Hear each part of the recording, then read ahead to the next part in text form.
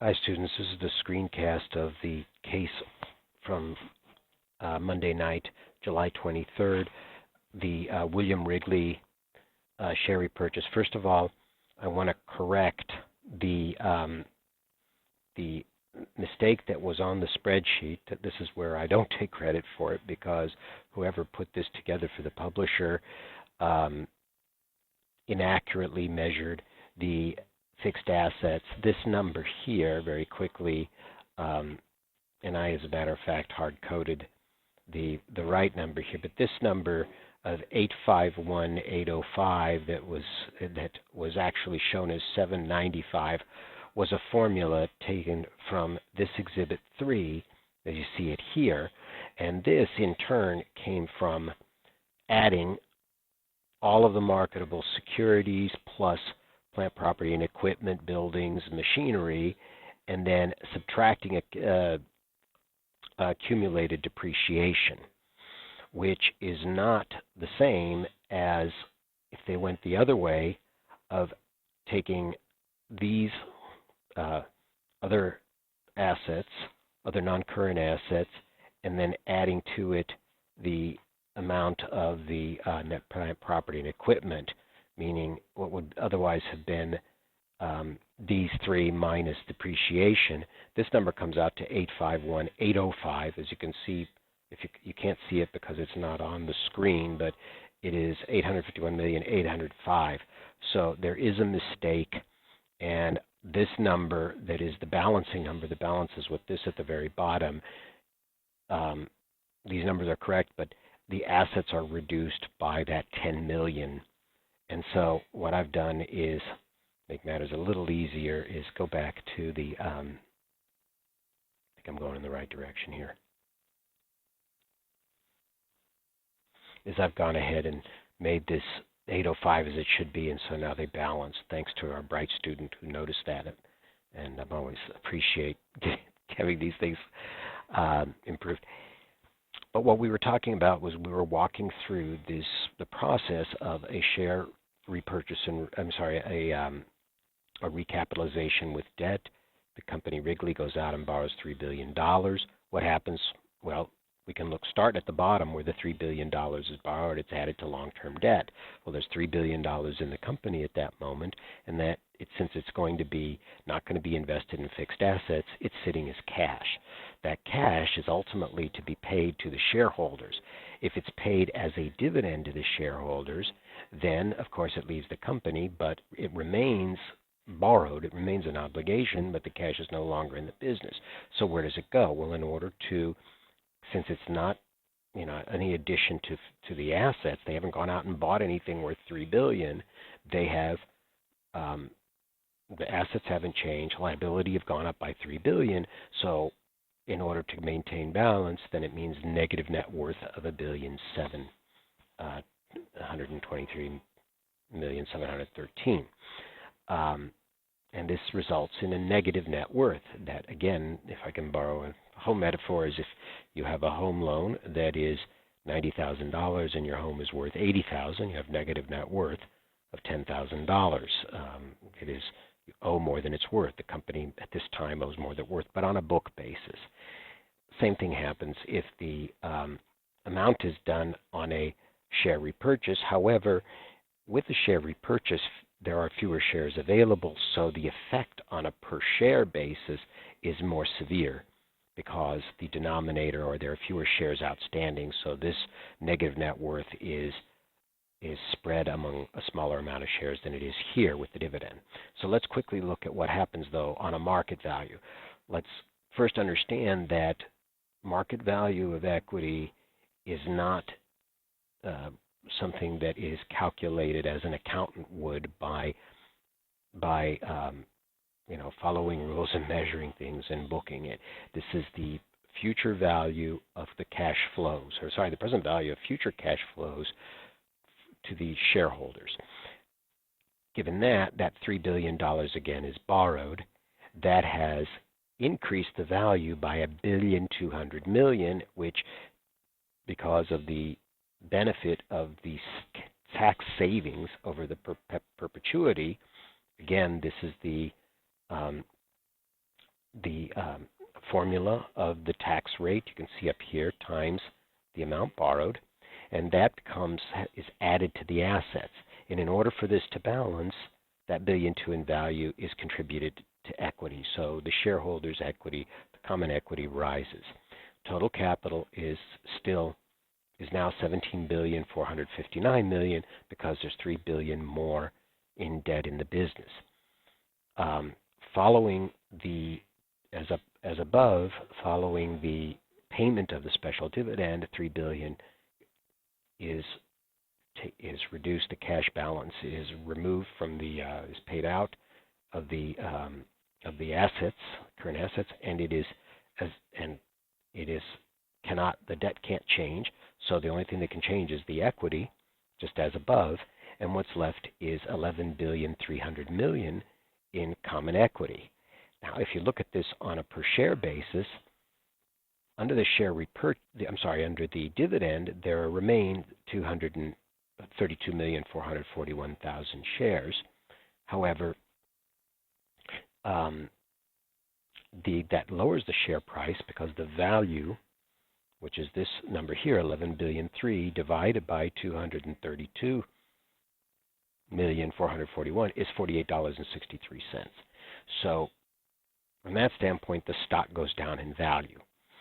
So market value of equity divided by total capital is 78% of total capital, which is the same here because these two numbers haven't changed.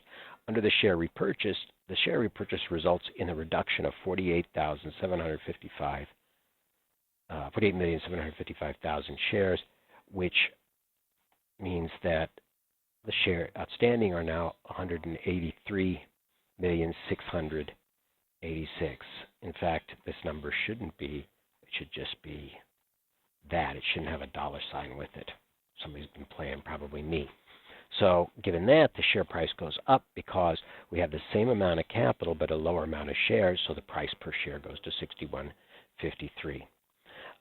Let's look what happened to the public shareholders. Well, they did see $1.2 billion added to their value, so the stock went up, and from the value of the business that they are all sharing goes from $13,102,699 up by $1.2 billion to $14,302,000. So this has increased. The value of the shares has increased. Now, for those that have that received the dividend, they got $3 billion in terms of cash, and so did those who saw their share price go up, who did not participate in the share repurchase. So if you participate in the share repurchase, you got $3 billion cash back, and the value of the business stayed the same. If you didn't, since there was no share repurchase in this case, the $3 billion cash dividend plus the $1 billion they already own is equal. So regardless of what happened to the stock price, the shareholders equally, they would be indifferent to a dividend or a share repurchase. However, as we've discussed earlier, there may be a tax advantage to a share repurchase because the shareholders can choose when to pay the taxes on the gains if a gain arises from that. I want to move on quickly to the next, because I only have about 7 minutes left here. If I do it right, let's look what happens to the weighted average cost of capital. This is one that gets a little busy, but this is how the company is capitalized: 100% equity, 0 debt currently. So the weighted average cost of capital is going to be equal to the cost of equity, because the cost of equity is the 20-year Treasury, which is considered the risk-free rate, the 7% market risk premium times beta of 0.75. And these are all given, observed. They're available looking at it. So this is the current weighted average cost of capital. After recapitalization, if we look at this on what is happening to the ratios that help determine the effect on beta and on the weighted average cost of capital, because how they will change the weights.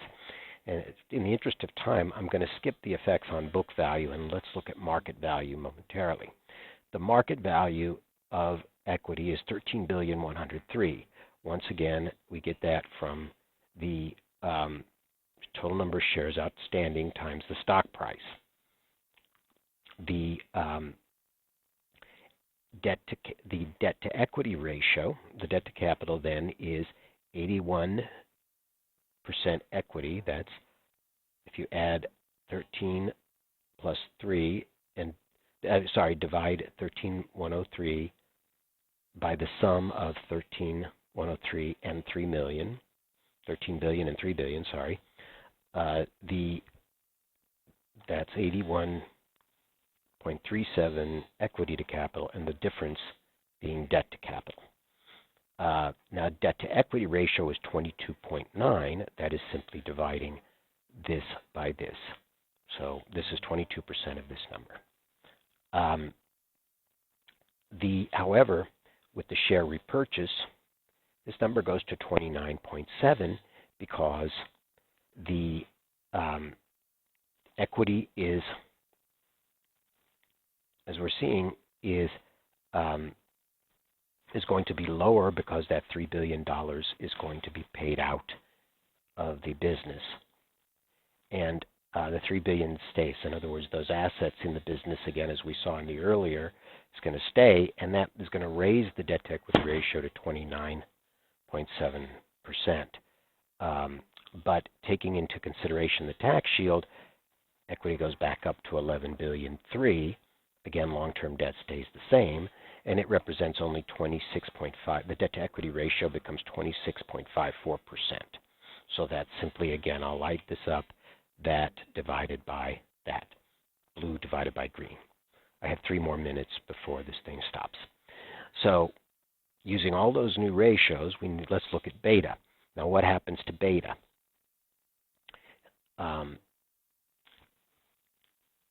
The unlevered beta is currently 0.75.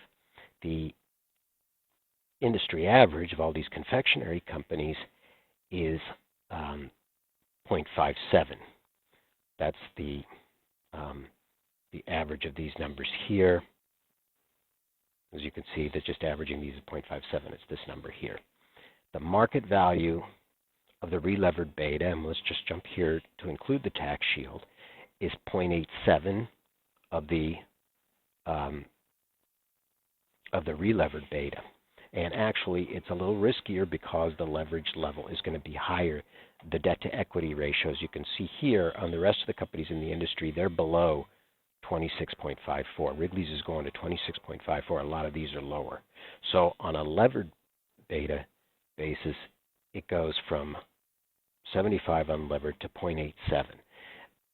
They benefit slightly because the additional capital or the additional value that comes through the interest tax shield serves to reduce, as you can see from here to here, the debt-to-equity ratio. And once again, I'll show you the formula for unlevered beta. Unlevered beta, as a matter of, and that is, we're going to take the existing beta 0.75, which is this G30 up here, and multiply it times 1 plus this debt-to-equity ratio here times 1 minus the tax rate, which is 40%. So we just increase the existing beta by a tax-adjusted debt-to-equity ratio. So at beta going to 0.87, what happens to weighted average cost of capital? Well, weighted average cost of capital, we previously had, prior to the recapitalization, the pre-tax cost of debt was 9.31%, but they didn't borrow any money, so that was kind of meaningless. Cost of equity was 10.9%, and it was 10.9% weighted average cost of capital. But now there's debt on the balance sheet, and because of the amount of debt on the balance sheet, it goes up to 13%. The combination of debt at a higher price, even though it's tax reduced, and the additional leverage that raises beta